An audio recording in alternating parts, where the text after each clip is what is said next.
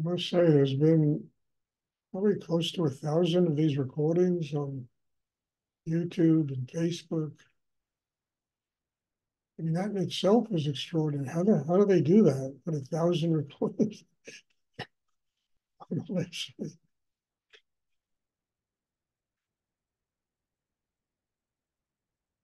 Um, does anyone have a question related to this?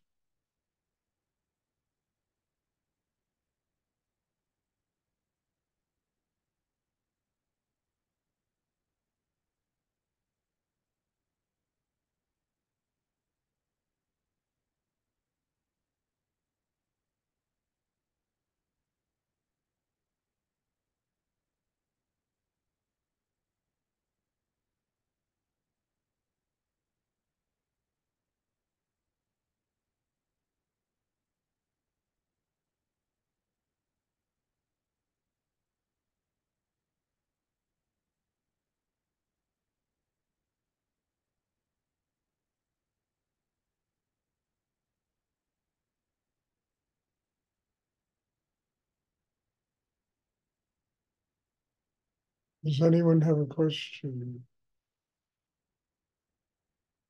Ask a question. That's my energy going.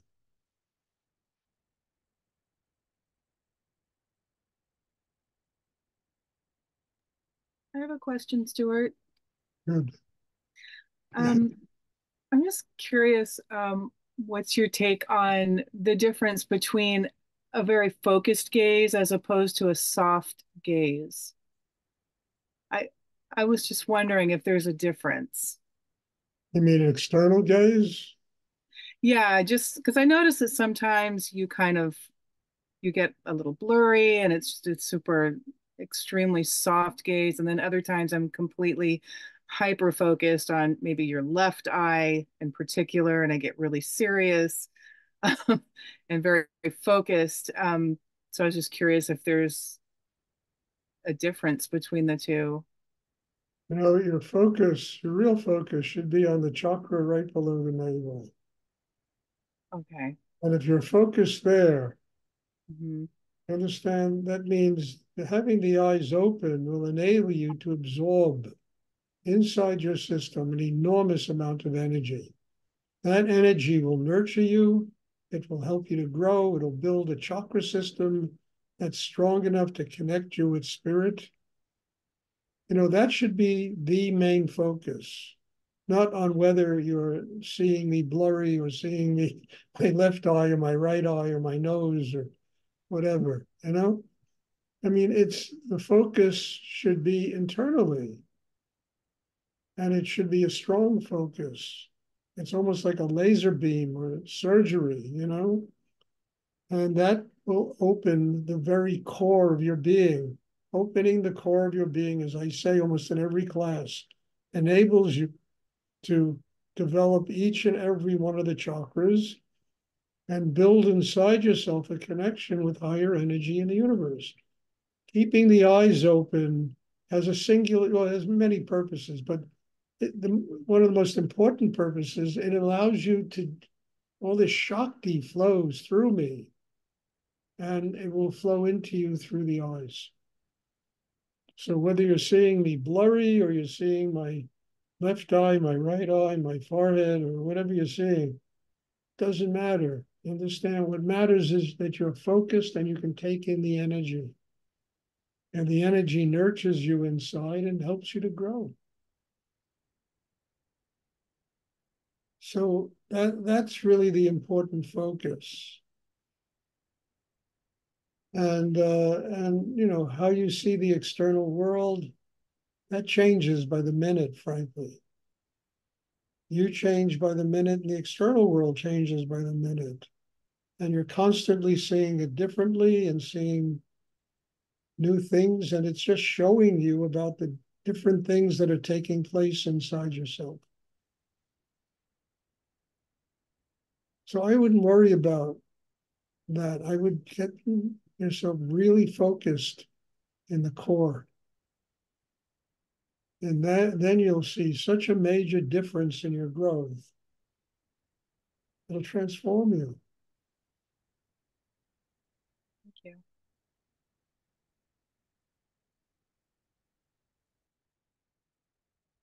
Does anyone else have a question they would like to ask?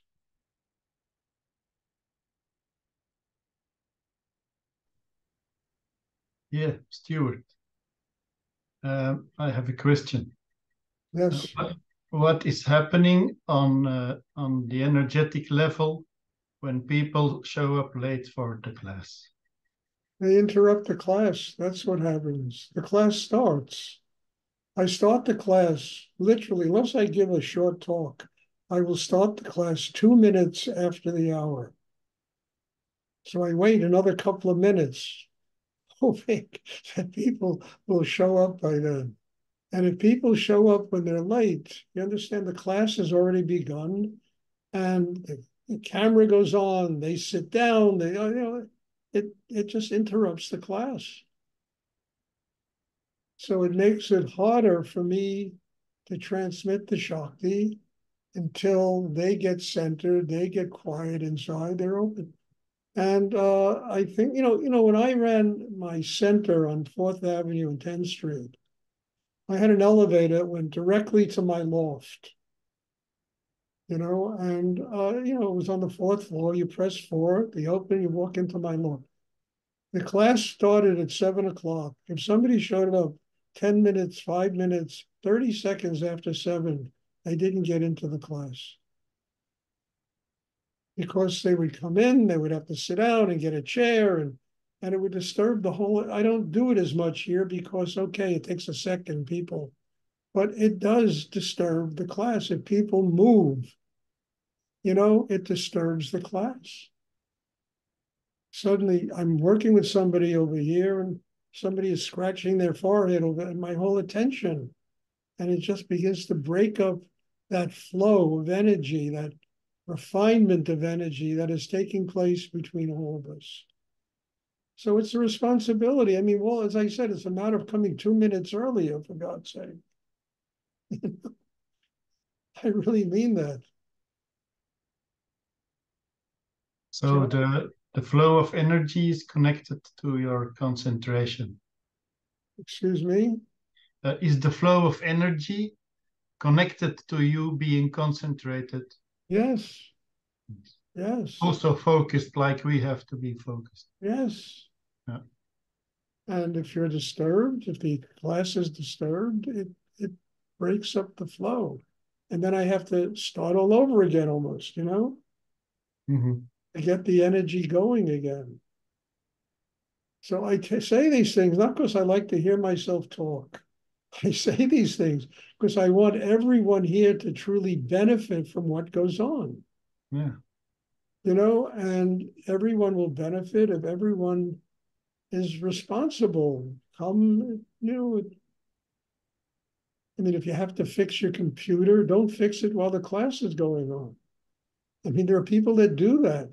Suddenly I see their hand fixing the computer while the class is going on. It disturbs the whole energy. Come 10 minutes earlier. Make sure your computer is working right.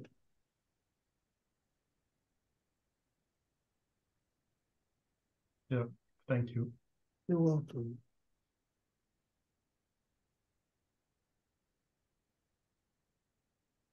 This is everybody being responsible.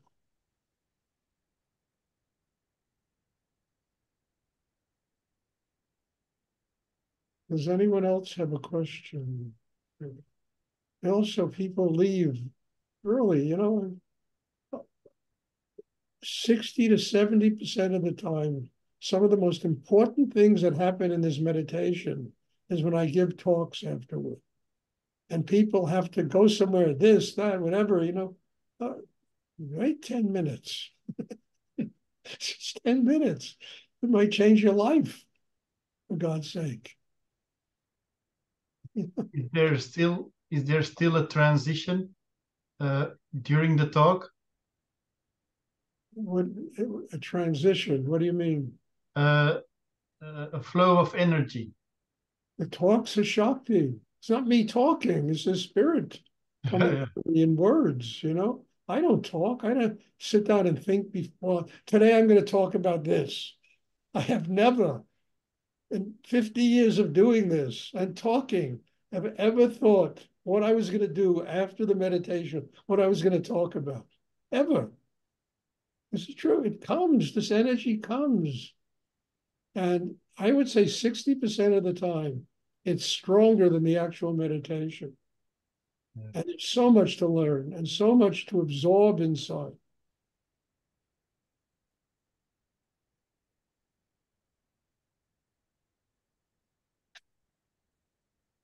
So, I mean, yeah, people have what, this, that, yeah, but they got to get that. You wait 5 minutes. It might save your life.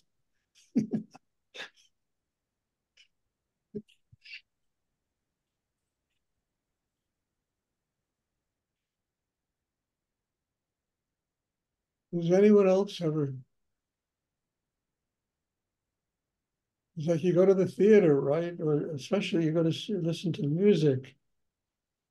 When they start the music, you got to wait until before they'll seat you. You got to wait until they finish a certain section of the music, because walking in, moving chairs, and it disrupts everything. Same thing in the theater, Somebody comes in and you're sitting and watching a play, and suddenly they're standing right in front of you,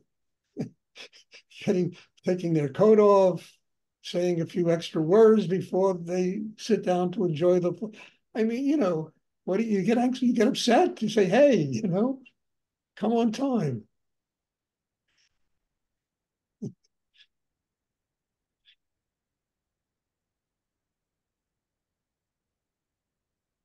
Does anyone else have a question you would like to ask? Stuart, this is Sarah. Uh, a, a relative of mine is dying, and I wanted to know if you could give me any insights as to how to meet that when I see him. I'm feeling anxiety around it. Yeah, I know. Look, just love him. Understand that every one of us, there's a point in time when we have to leave here. The body dies, the soul moves on. And if you can go and sit and unconditionally love this human being, you help their soul to move on. Love them. Look, I've been to funerals where there's so much drama and yelling and crying and people screaming and all it is people mostly feeling sorry for themselves. Because one day we all have to leave for some reason.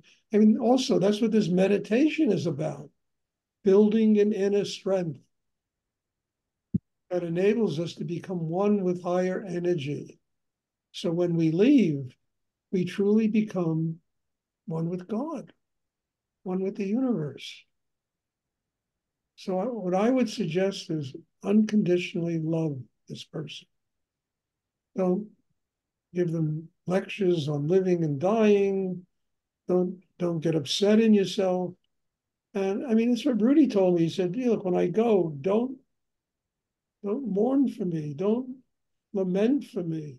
He said, just learn what I have to teach while I'm alive.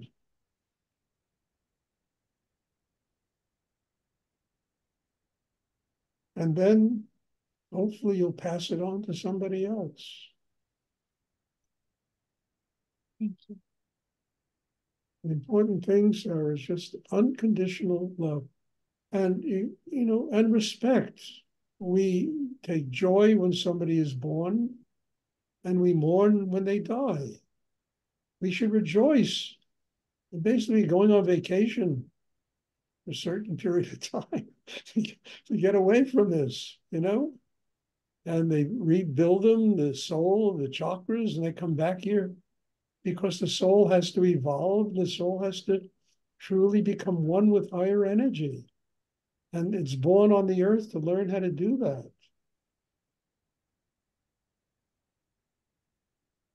So just go with your heart open and unconditionally love this person. And respect the fact that they are leaving. And this is a precious and very sacred time in their life. I told you the story about my father, I've told it 100 times, Spent a week in a coma, 106-degree fever, didn't recognize me, my mother or sister. And the day he died, I walked into his hospital room, lying in bed. He was lying there in a state of complete serenity. I had never seen that in him in the 49 years that he lived. Took his hand. I said, "Do you know me?" He said, "Yes." I was 16 years old at the time. And then his nurse walks in the room. And she says to me, I said to her, "Is he going to live?"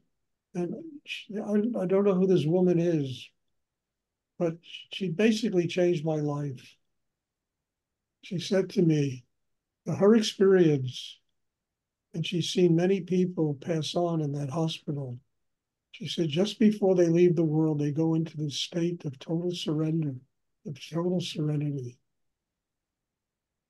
And my thought was, why did my father have to wait 49 years to experience this 15 minutes before he left the world? Changed my life. Everything changed. Really, that moment was a big moment in my life, changed my life.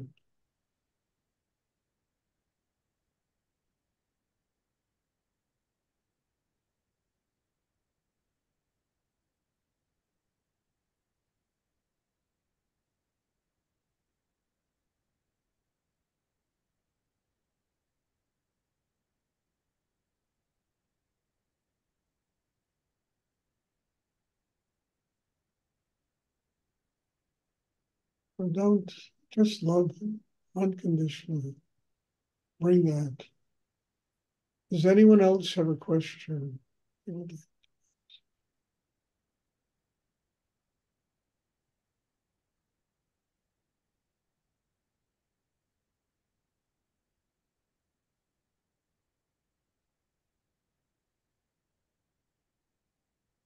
Okay, if there are no more questions, thank you. Thank you. I can't say anything else. God bless you all for being here. Your presence has done an enormous amount to help me grow in my life. Nothing but gratitude for it. So thank you. There'll be a class on Sunday. I'm looking forward to seeing everybody. God bless you. Thank you, Stuart. God bless you too. Thank you, Stuart. You're welcome. Thank you, Stuart. Thank you.